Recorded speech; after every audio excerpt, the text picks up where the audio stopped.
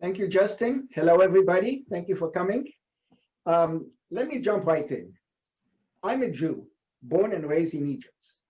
But let me tell you right away, I was born in sin.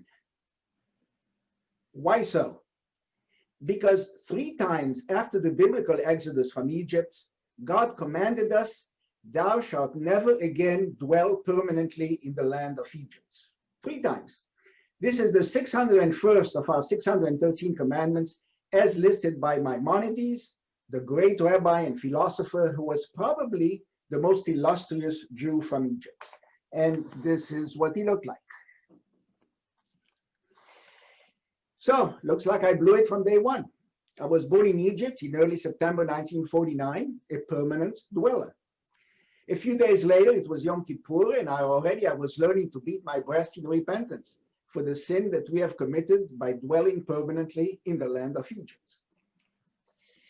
Jews have a long history in Egypt. Let me start at the very beginning. The first Jew to live permanently in Egypt was Joseph, some 3,800 years ago. He was sold into slavery there. He rose to become Pharaoh's right-hand man, if you know your Bible, and saved Egypt from the catastrophe of a devastating famine. He brought his family there, some 70 people total, all the Jews of the time. Then Egypt enslaved the Jews, but they increased to some 3 million. The Torah tells us in the book of Numbers there were 603,550 men, and with their families, the Talmud estimates about 3 million Jews that were ready to go out at the time of Moses. Moses took them out of there, freed them from slavery, brought them to the land of Israel 3,500 years ago. Yet in spite of the commandments, many Jews returned and have lived in Egypt since time immemorial. For example, we have documents in Aramaic that describe the lives of a community of Jewish soldiers that were stationed in Egypt for the Persian Empire, about 650 BCE. The Babylonians destroyed the first temple and conquered the kingdom of Judah in 597 BCE, and this caused large numbers of Jews to take up refuge in Egypt. They settled in places like Migdol, Tapanes, Nof, and Patros. That's in the book of Jeremiah in the Bible. Then the Greeks came. Ptolemy I, a general of Alexander the so-called Great, conquered Judea in 318 BCE. He immediately expelled 120,000 Jews to Egypt. Why? Because Alexander's philosophy was that he wanted to mix all the populations in the areas he conquered so that it would all in the end become one integrated whole, that everybody was essentially the same. That was his idea of building an empire. So they went to Egypt. Other Jews went there of their own accord when they heard how fertile the soil was and how liberal Ptolemy was. When Alexandria was founded in 332 BCE after Alexander, Jews got 2 of the 5 districts. They were very wealthy.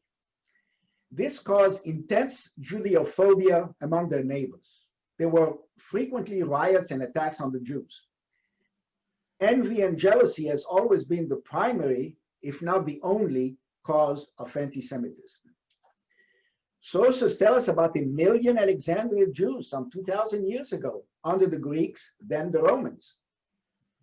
Times of persecution alternated with times of peace. They served in the army. Sources tell us about 30,000 Jewish soldiers at the time of the Ptolemies in the Greek army. Then the Romans came, and there was a massive revolt of Egyptian Jews against the Romans under Emperor Trajan in about 115 CE.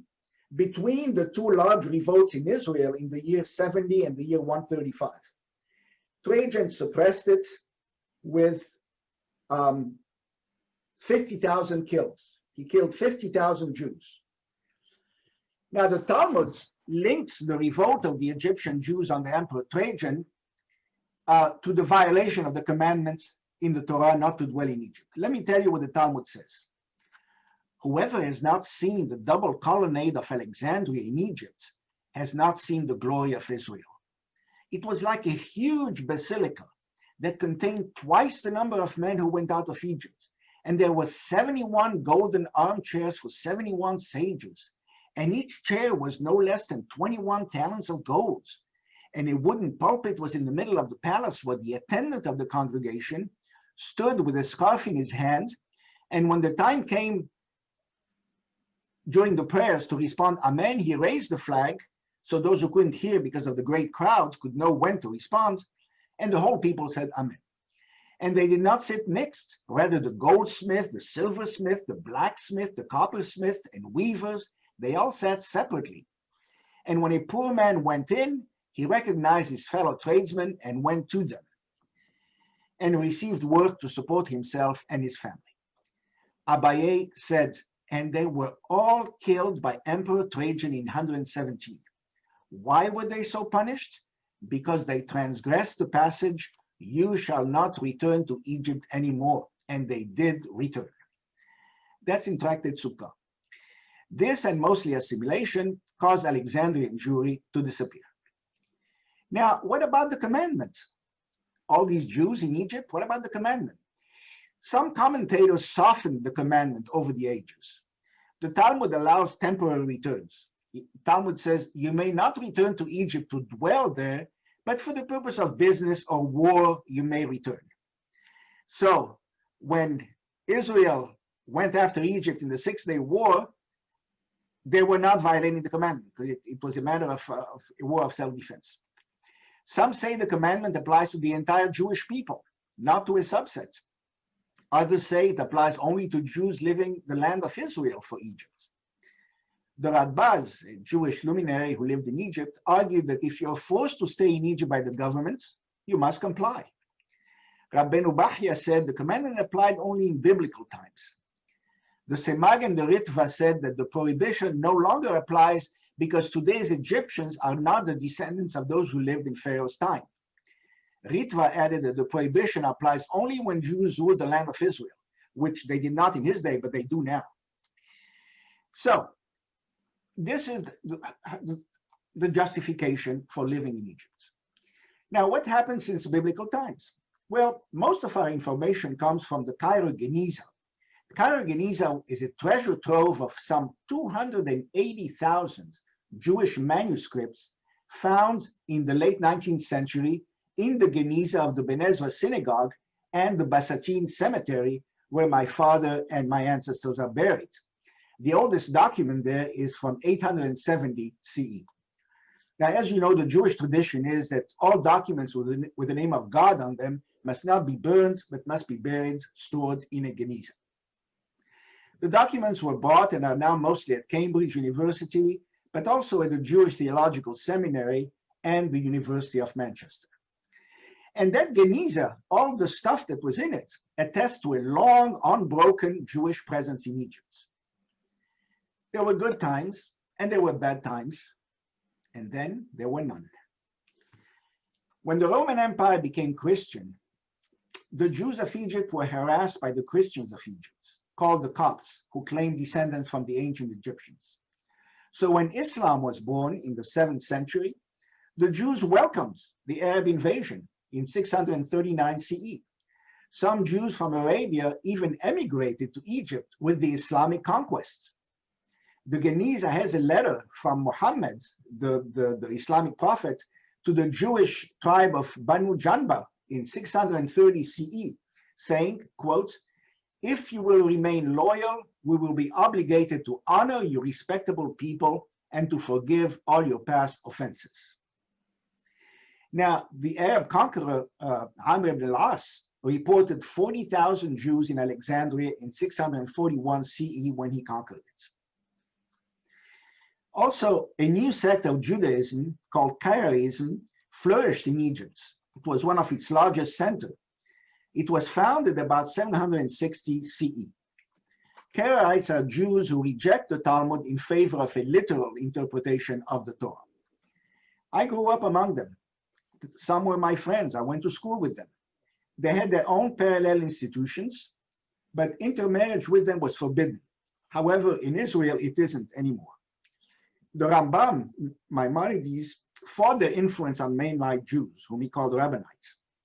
They made up a whopping 40% of the Jews in their heyday, the years 900 to 1100. But today they number less than 50,000, mostly in Israel. Most have been absorbed by mainline Judaism.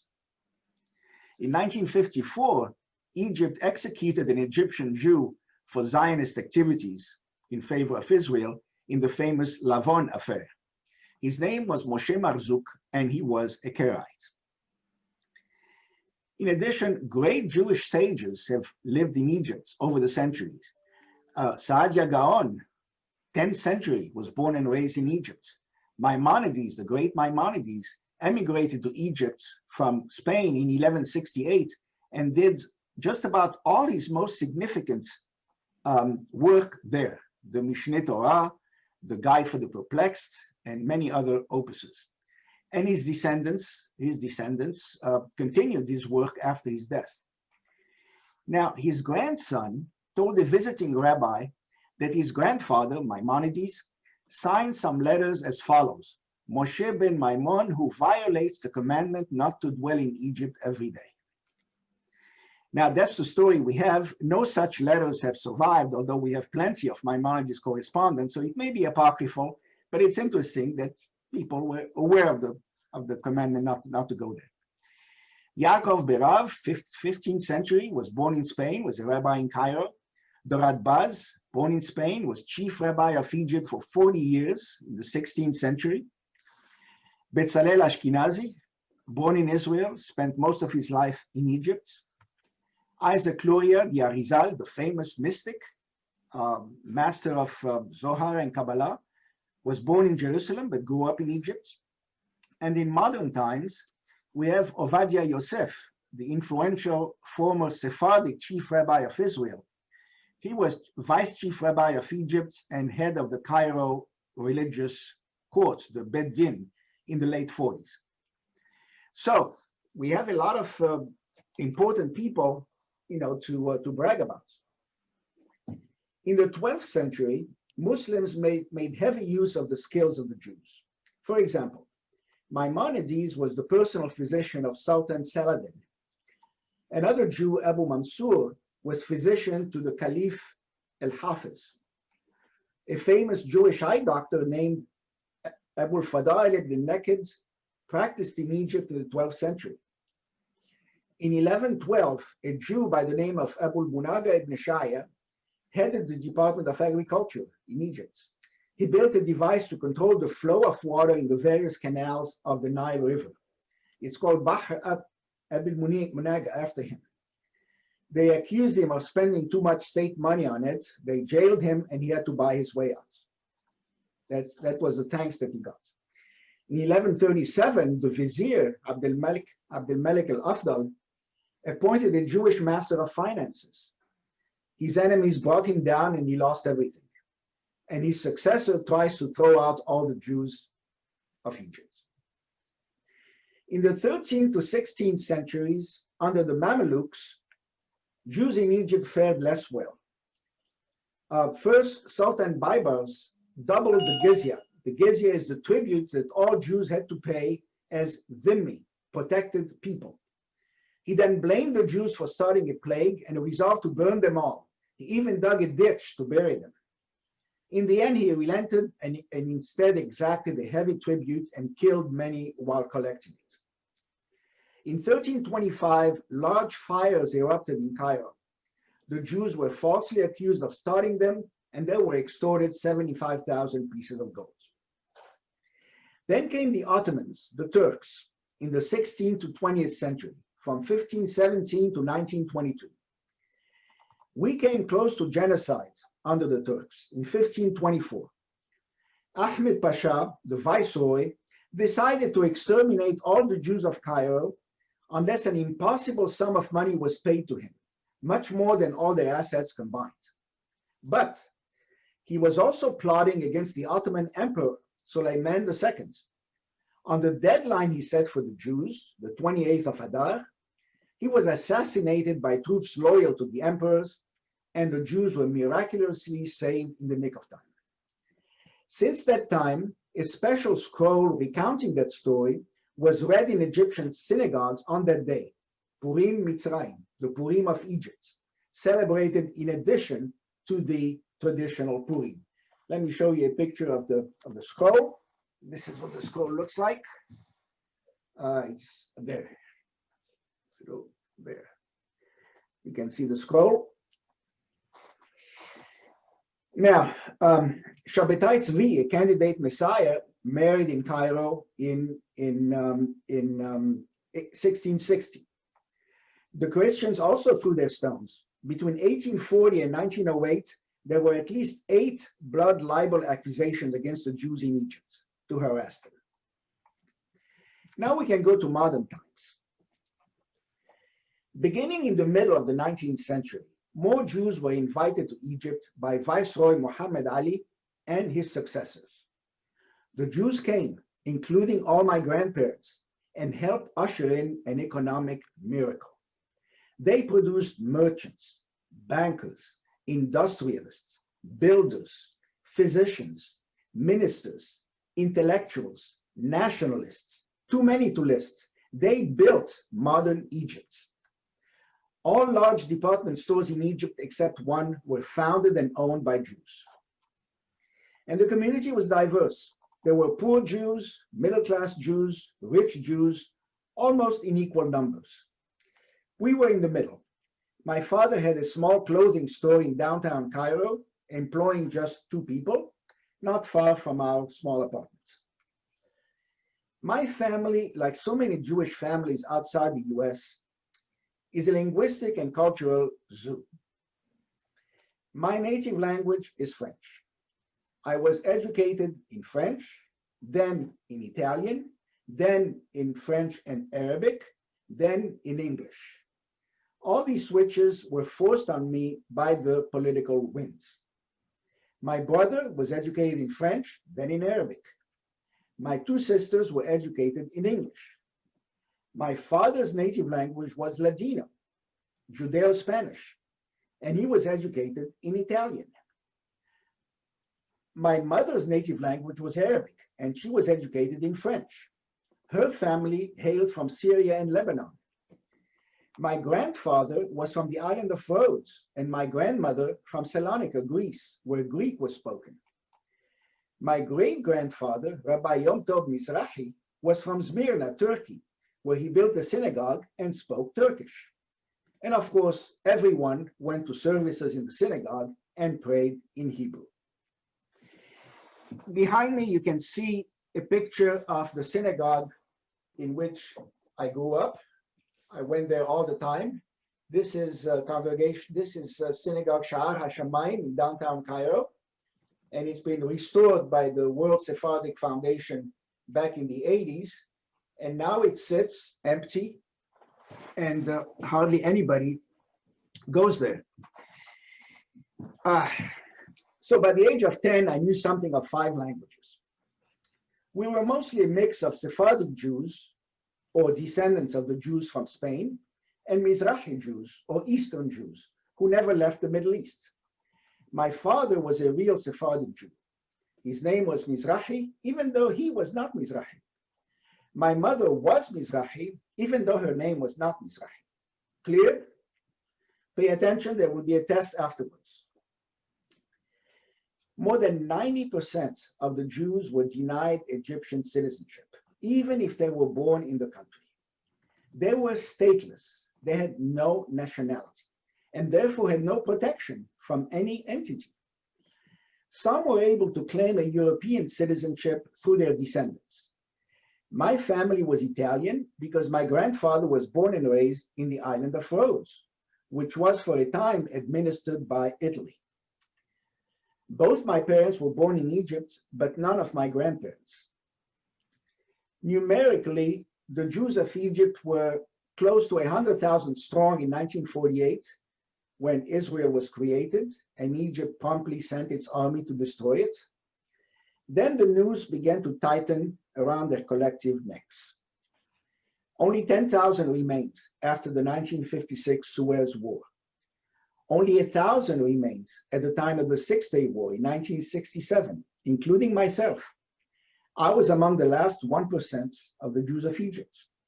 There are less than 20 today, mostly elderly, intermarried women. So you may ask, how did the news tighten around the Jews?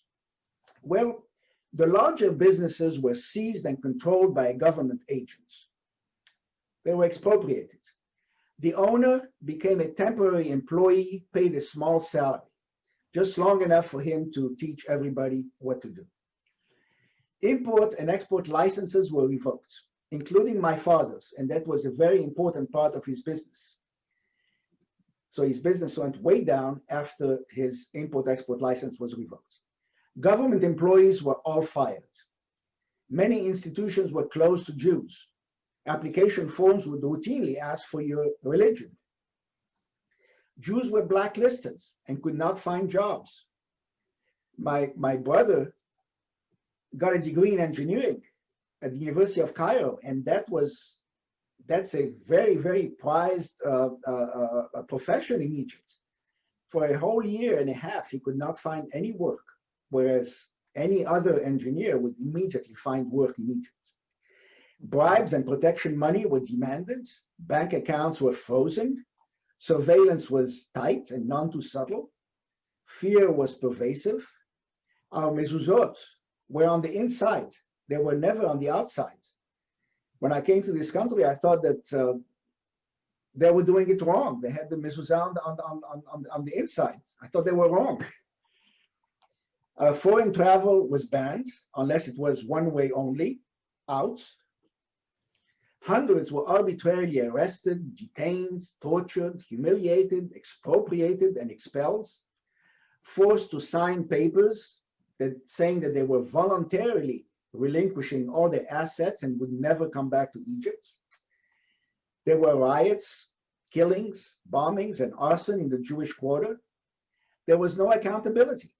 The Jews were mostly stateless, so they had no protection, no one to speak for them.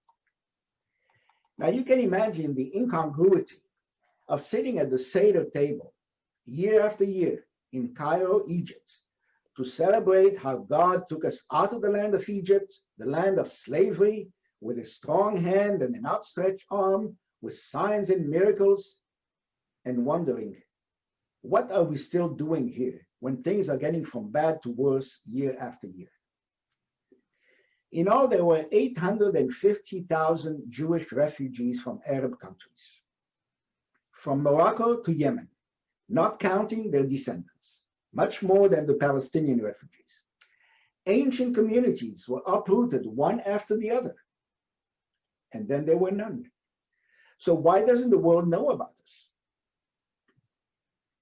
Because when all these things were happening to us, CNN and the New York Times were not there to splash our misery all over the evening news and the front pages. The United Nations was not passing resolutions highlighting our plight. After all, we were just Jews, and that's what Jews do, right? Roam the world as eternal wanderers, starting over from scratch in foreign lands again and again, sometimes 2 or 3 times in a lifetime. And I do mean scratch, as in zero, as in zip. Since I left Egypt, I earned every penny I spent. Also, Israel and the Jewish communities throughout the world did not let us rot in refugee camps, teaching us hatred, keeping us at subsistence levels, denying us citizenship, inciting us to commit terrorist acts, and using us as political pawns, as the Arab did with their Palestinian brethren. They welcomed us with open arms, gave us rights and citizenship, and allowed us to have a dignified, fresh start. 2/3 of us went to Israel and 1/3 in the diaspora. The hardest part of growing up in Egypt was seeing all my friends and entire huge extended family disappear around me one by one, year after year. I started this continuous mourning process when my first girlfriend had to leave Egypt. We were all of 7 years old. In the end, only my parents and I remained. My father was one of those Jews who say, "This is my home, This is where I was born, and this is where I will die. Let's trust that things will improve. Sometimes this is the right attitude to have, and sometimes it's the wrong attitude. It's not always clear ahead of time. My father died in Egypt in 1973, and at that time my mother came to live with us and had the joy of seeing her grandchildren grow around her for 20 years. The second hardest part was the constant barrage of propaganda that insinuated itself into the school curriculum. It masqueraded as Arabic literature or government or civic instruction. That's when I was forced to memorize and recite Arabic texts filled with anti-Western and anti-Israel diatribes, sometimes crossing the line into anti-Semitism. I still have recurrent nightmares about these experiences. For example, one of the many poems I was forced to recite aloud in class talked about how beautiful Palestine will soon become a homeland for us and a mass graveyard for the Zionists. I was 13 in that particular instance.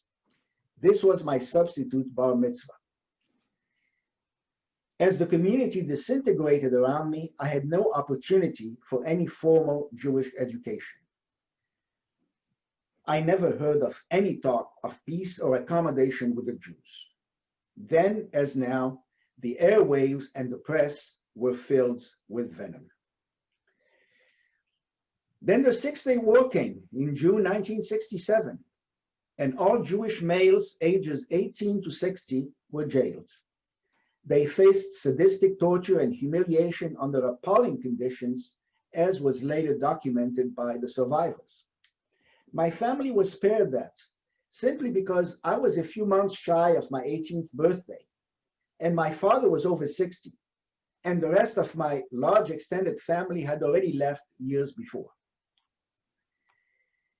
Still, I had to endure 4 months of hostile bureaucracy and uncertainty until I got my exit visa, my permission to leave Egypt. It wasn't automatic. If they didn't want us, why didn't they just let us go? It went without saying that they would take everything we owned. So why didn't they hurry up so they could steal it faster? I don't know. Maybe they thought we possessed buried treasures and wanted us to turn them over. From Pharaoh to modern Syria to the defunct Soviet Union, our tormentor said, yes, we hate the Jews, but we won't let them go. We prefer to enslave them, exploit them, hold them hostage. Finally, on October 20th, 1967, I got my exit visa. Pharaoh decided to let this Jew go. It gave me 2 weeks to leave. On both sides of the exit visa stamp, there was a red Y in Arabic between quotation marks, added by hand in red ink. It stood for Yehudi, Jew. It was a signal to those who would later check this visa to harass me as much as possible, which they did. Let me show you the visa. No, there. No, it doesn't work. A little bit.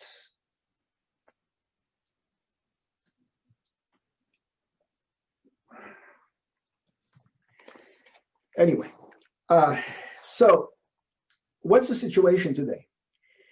The Jews of Egypt are now dispersed all over the world. My large family used to live inside 1 square mile in Cairo. Now they live in Israel, in the United States, Australia, Belgium, Spain, Portugal, Venezuela, Brazil, Mexico, Costa Rica, Panama, and I'm probably forgetting some. Such is the lot of the Jew. Israel took 35,000 Jews from Egypt, Brazil 15,000, France 10,000, the US 9,000, Argentina 9,000, and the rest went to other countries such as the United Kingdom, Canada, or Australia. Not one has gone back to live in Egypt. Some have gone back to visit, but most don't even want to do that, including myself. I never went back. Egypt is unrepentant. Egypt stole billions from its Jews, forced them to leave with nothing, and made no restitution. Egypt never acknowledged its evil treatment of Jews, much less apologized for it. Egypt never recognized in its press or its history books the great contribution the Jews have made to their country of birth.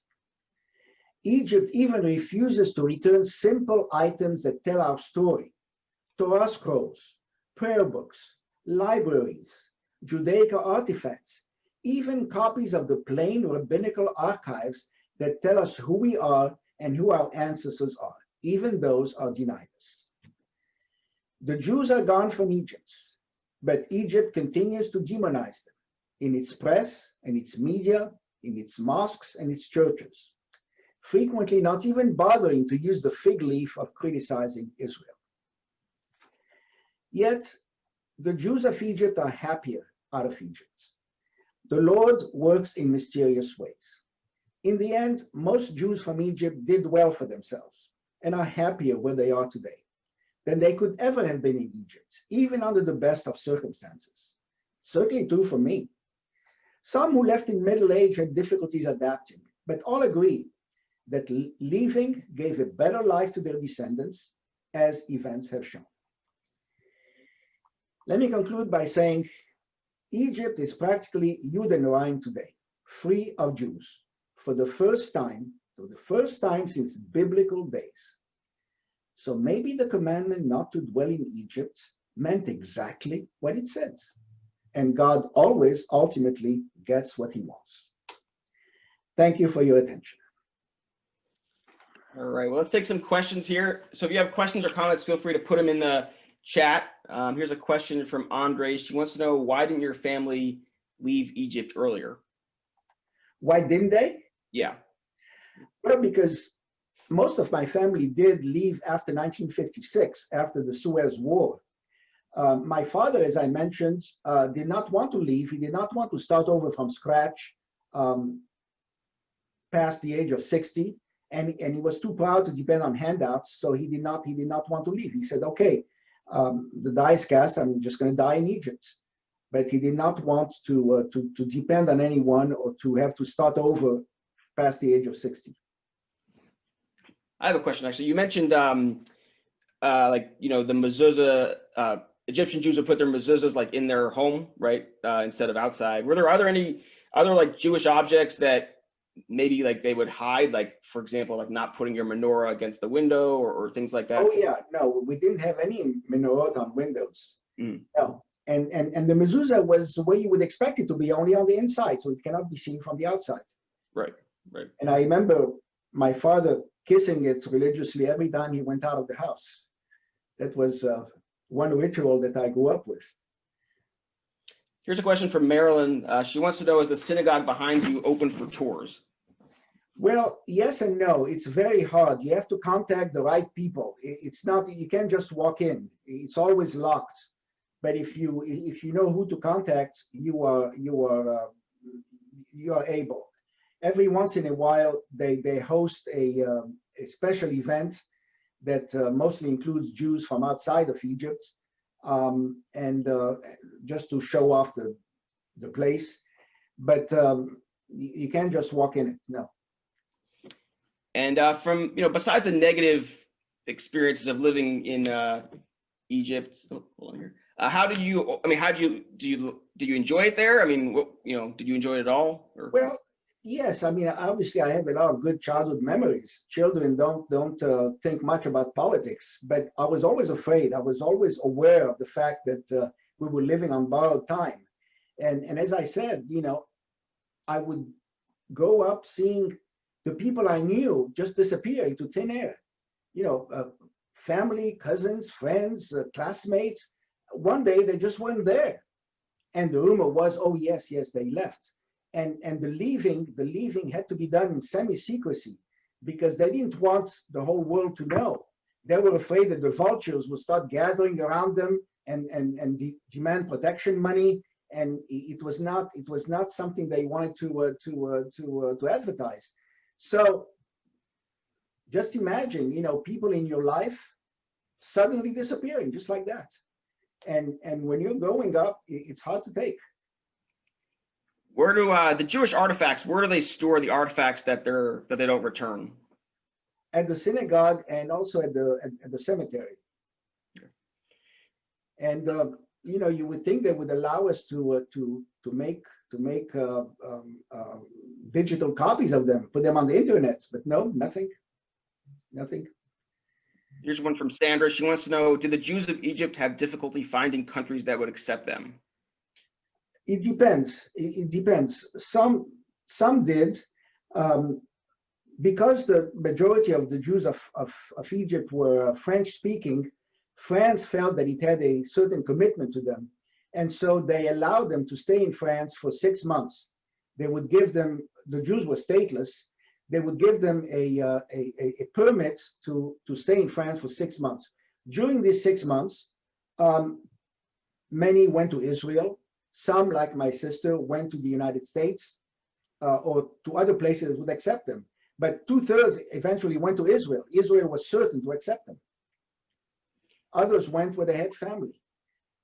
Since I was the last, I have 3 siblings, and they went to the United States before us, so I just followed them. It was never a question for me as to where I would go. I would just follow the family. But like I said, my relatives are all over the world now, every single continent. So the synagogues that are in Egypt, how are they? This is from Melvin. How are they currently supported, and how are they able to survive all those troubled years? Well, there are fewer and fewer of them. I think there's only a handful left. The Ben Ezra synagogue, allegedly Maimonides synagogue, was restored by the Egyptian government in great fanfare 2 or 3 years ago. And that one is open for tourists and people can go and visit it. And it was done by El-Sisi, the current president of Egypt, maybe to make amends. I don't know, but they paid for it. They paid for it, and it has been restored. They have to acknowledge that Maimonides was one of the great Egyptian Jews. But you won't find a statue of him or anything like that in Egypt. If you look at you know, Egyptian culture, it's as if the Jews never lived there. They don't teach about them, they don't advertise them, even though their modern country was built by Jews. Where did you go to school in Egypt? Well, for the first 3 years or so, I went to a French school. And then there was the 1956 war. I was 7 at the time. I had to leave it and go to an Italian school. So for 2 years, I learned everything in Italian, and I had to learn fast. But when you're a child, you learn fast. And then I went back to the French school, which had been nationalized, and half the subjects were taught in French and the other half in Arabic. So I took math, science in French literature, and then history, geography, Arabic literature, civics, biology, geology, all this in Arabic. And I stayed there for 8 years. And then for the last year, I opted to go to a new school that had just opened, which was basically a school for Frenchmen. When de Gaulle came to power, he immediately ditched Israel and decided to snuggle up with the Arabs. And the French slowly started coming back to Egypt, and they had to have a school for their children. So they opened the school to all foreigners. I was a foreigner. I was not Egyptian, and I went there for a year, and eventually I got the French baccalaureate. And then after that, when I was allowed to leave, I went to Belgium to stay with my family for 4 months until I got a refugee visa to come to the United States in early 1968. And that's when I came. And so I lost a year of schooling, which was very hard on me because I love to study. And I ended up at the University of Texas, stayed there for 7 years, and eventually got a PhD there after 7 years. And that's the story of my schooling. It was different for every member of my family, as I mentioned in my talk.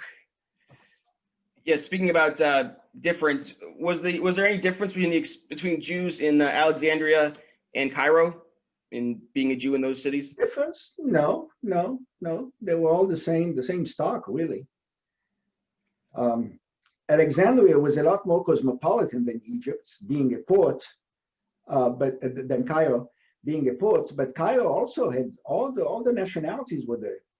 Most are not there anymore, but they were there at the time. They coexisted. You know, there was no friction between them when the king was in power.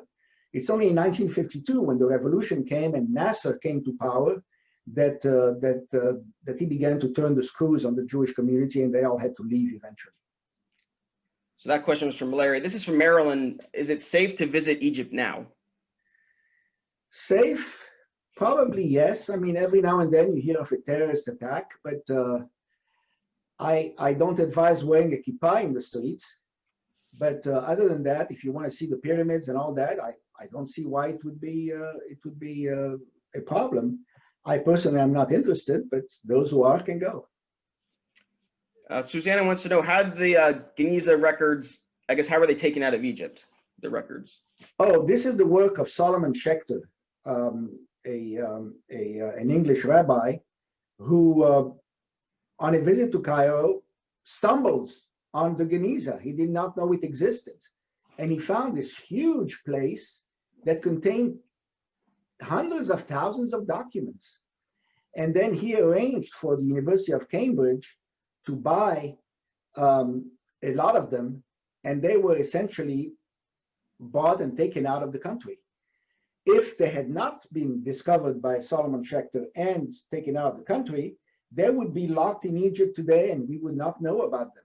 And they revealed a lot of information, not only about the Jews of Egypt, but about Judaism in general. The book of the Wisdom of Ben Sirah, for example, the original Hebrew was found in the Geniza. We didn't have the original Hebrew. We only had the Greek translation. So it took 2,000 years for us to get our hands on the original Hebrew. So there were some priceless finds, and the search is not over. They still have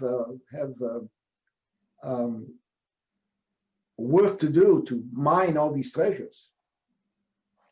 Here's a note from Dr. Albert Nadaf. He was the last Jewish doctor to graduate from Cairo University, and his family left in 1968. His father was jailed for 3 years in 1967, and he wants to know, what's the status of Jewish cemeteries in the country and temples, particularly his temple in Heliopolis.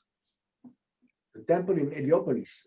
Yes, I have an uncle who lived in Heliopolis with his family, and he went to that synagogue and got married there. As far as I know, he's still there. It's just not open. The only ones that is definitely open is the Ben Ezra synagogue in Cairo, and with special permission, the one that you see behind me, Sha'ar HaShamayim, the one that I grew up in. So,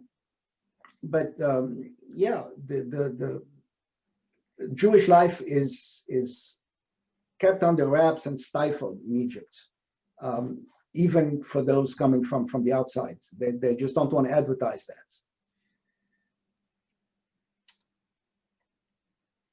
Let's see here. This is more of a, it says from Guy, he's asking, from your perspective, when you worked at the Pentagon, is the Iranian nuclear agreement worth rejoining? The Iranian agreement, what? The Iranian nuclear agreement, is that worth rejoining? Worth rejoining? Oh, no. But you're talking about my own personal political views. No, I think it's a mistake. I think we should put the screws on them until they officially renounce under inspections the quest for nuclear weapons. But again, we're veering into politics now. Yeah. This is just my own. You mentioned you talked about your schooling. Which French school did you attend specifically? It was called the Lycée Français. Well, it was the first 3 years that I went there. After that, it changed to Lycée El Horeya, which means freedom in Egypt, in Arabic. Yeah, it was a school that the French had built, a secular school. My brother and I went there regularly, my sister for a short time. But French was the language that we all spoke at home and learned in school. George is asking, how did you practice your Judaism in Egypt?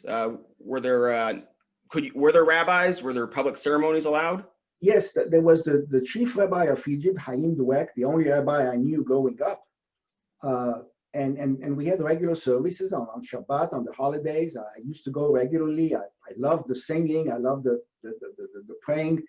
I still miss the special chants that we had at the time.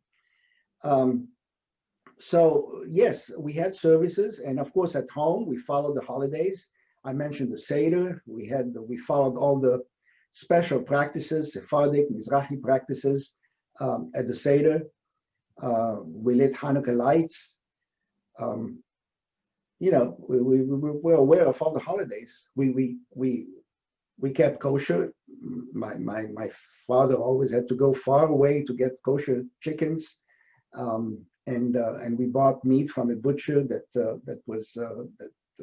that employed kosher slaughterers, and so forth. So, yeah. Yeah, here's a question from Eli. These are great questions, everyone. Eli's wanted to know, do you know anyone who went to the camps in 67 to 70, and can you tell the group something about it? Yes, it was very bad. I had two classmates that were caught. They must have been a hair over 18. I was a hair under 18. Two classmates and the assistant vice principal in my school, who was Jewish, he was taken, and they spent up to 3 years in jail until Israel was able to get them out. And it wasn't easy getting them out. Why they were taken, nobody knows. It seems like it was just a decree. Everybody ages 18 to 60 had to go to jail. But why they kept them for 3 years is not clear at all. Certainly, my two classmates, I'm not talking about their parents, I'm talking about them personally. Why they took them, I have no idea. I mean, that's why they kept them, I have no idea. But I mean, they were beaten, they were tortured, they were mistreated. You know, it's not something that you forget easily. Here's a question about, oops, these questions keep going here. More of the cemeteries. Do you have any information about those old cemeteries like well, the Basatin is the main cemetery. It's a very large cemetery, and it's falling in disrepair. Not only in disrepair, but it's also home to squatters. A lot of people, Cairo has a very severe housing shortage, and a lot of them just go to the cemetery and take up residence there.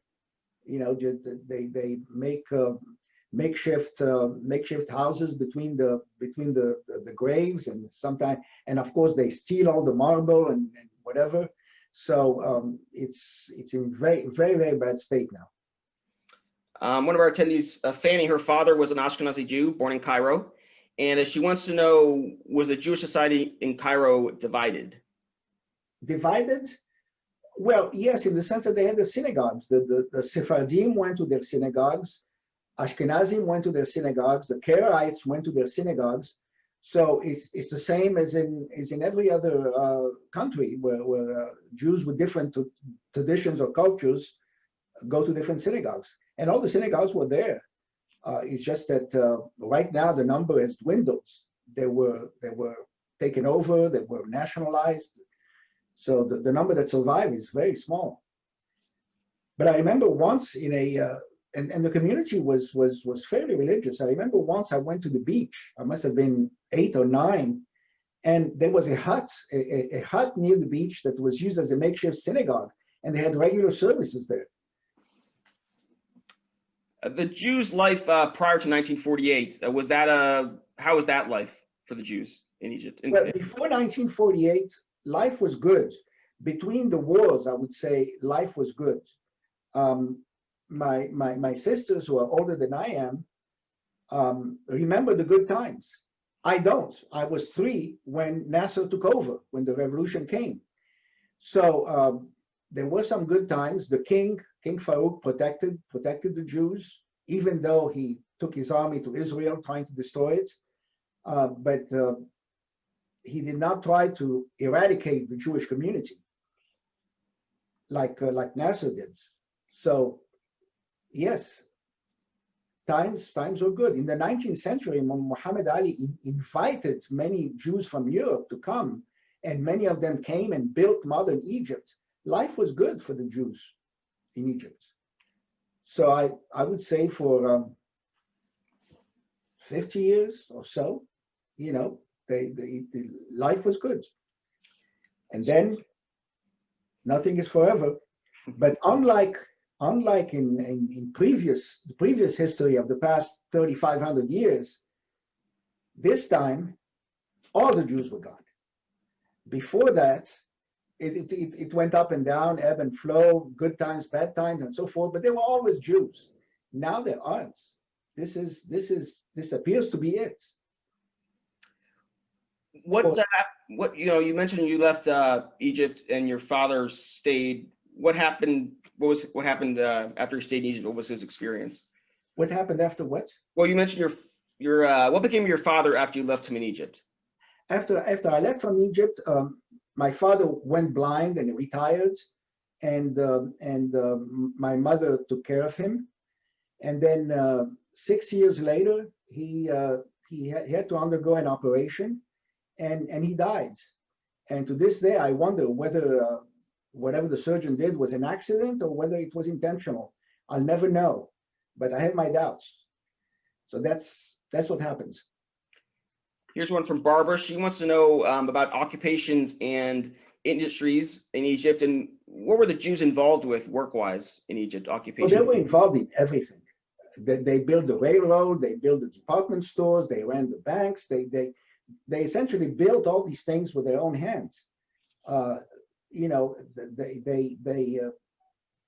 of course, it causes resentment, but they were born and raised in Egypt. By all logic, they should have been Egyptian. They should not be viewed as foreigners. But they were very industrious, very able, and they managed to be involved in every aspect of life, in industry, even in politics. Many were ministers, agriculture, just everything. They were involved in everything. This question comes from Valerie. She's asking, do you see any parallels with the anti-Semitism in Egypt and the United States? I can't say I've experienced anti-Semitism in the United States. I mean, no, there's really no parallel whatsoever. I know there are isolated acts of anti-Semitism here and there. For all I know, I may have been, you know, on occasion the recipient of anti-Semitism, but I never knew for sure. You know, if I don't get something I want, is it anti-Semitism or is it just me? You never know. But I never strongly suspected that there was anti-Semitism involved. Certainly, it wasn't flung in my face. And I was allowed to do a lot of work for the Defense Department, which that by itself indicates that my background was not a concern. Bill, here's a question from Bill. He's asking about a place in Alexandria called Enfants Hirous, and to see if you ever went there to called what? It was called what? And the Enfants Hirous, or H-E-U-R-E-U-S-E. No, I don't know much about Alexandria. I went there maybe 3 or 4 times in my life. No, in fact, the first 18 years of my life, I hardly moved away from Cairo. Just a couple of trips to the beach, either in Alexandria or in Ras El Bar, which was on the other side of the Delta.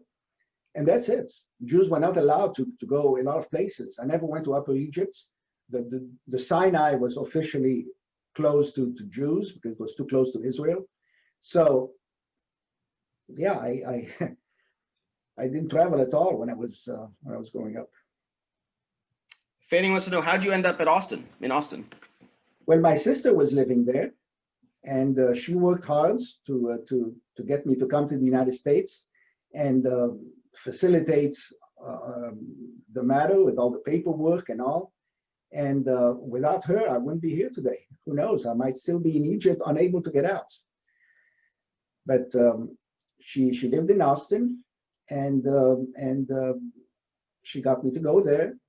She arranged for me to be admitted to the university, and I did. I was very happy to be able to work and study at the same time. And I knew languages, and the languages helped me a lot when I was in school. I translated technical papers from French and Italian into English, and gave private lessons here and there in math or physics. See, when we were growing up, my father always said, the Arabs can take everything from you. They can take your money. They can take your house. They can even take the shirt on your back. But there's one thing they cannot take, and that's what's inside your head. And so when I left Egypt, I was able to start over, be useful, work, study, thanks to what my father had arranged to have put in my head while I was growing up. And in that, he was just like any other Jewish father through the centuries. Study and learn, and that's your most treasured possession. The rest doesn't matter. And sure enough, we lost everything and were able to bounce back. We'll take a couple more here. Susanna is asking, did you learn Ladino? Did you have to learn Ladino? No, my father spoke Ladino with all his relatives, but I never picked it up. I mean, it was never a formal language that was actually taught. It was just passed from parents to children. But my mother spoke Arabic in her home, and she didn't know any Ladino.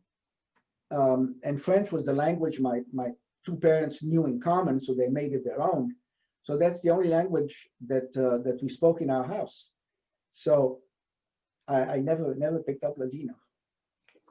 Your children, how do they relate to your history as a Jew from Egypt? That's from Amy. How do your children relate to Egypt? Well, they're certainly aware of it. I talk to them about it on occasion. When I write something, I send it to them, and they're aware of it. That's all I can tell you. And we'll take one more. These are all fantastic questions. So this is from Maurice. The question is, the new generation of Egyptians aren't even aware that Jews lived in Egypt up to the 60s and their enormous contribution to the economy. What do you think about Egyptians feeling? What do you think about Egyptians feeling towards the Jews today? Well, from what I hear, it's not good.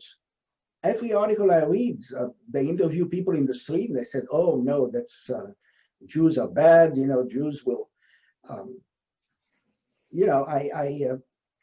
The talk that I just gave, I gave an equivalent in Arabic that I posted on YouTube, and I got very few